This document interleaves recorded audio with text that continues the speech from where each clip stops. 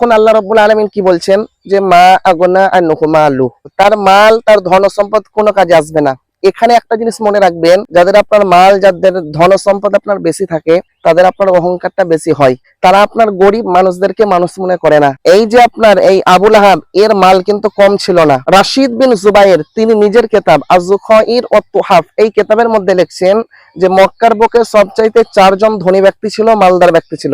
তার মধ্যে একজন ছিল এই আপনার আবুল আহাব। সে কত ধনী ছিল তার আপনার কিতাবের মধ্যে লিখেছেন তিনি যে এক কিন্তর সোনে কে মালিক থে, 1 কিন্তর সোনার মালিক ছিল। বলবেন 1 কিন্তর কি জিনিস? 1 কিন্তর মানে হচ্ছে আপনার লুগাতের কিতাবে খুলে দেখবেন, যেমন আপনার একটি কিতাবের আমি নাম বলি ফিরুজুল লুগাত, এই কিতাবের মধ্যে দেখবেন যে 1 কিন্তর মানে হচ্ছে আপনার 40 উকাইয়া। বলবেন উকাইয়া কি জিনিস? 1 উকাইয়া মানে হচ্ছে আপনার 40 দিরহাম। 40 কে 40 দিয়ে গুণ করলে হয় আপনার 1600। তার কাছে আপনার 1600 দিরহাম আপনার সোনার গোটা ছিল।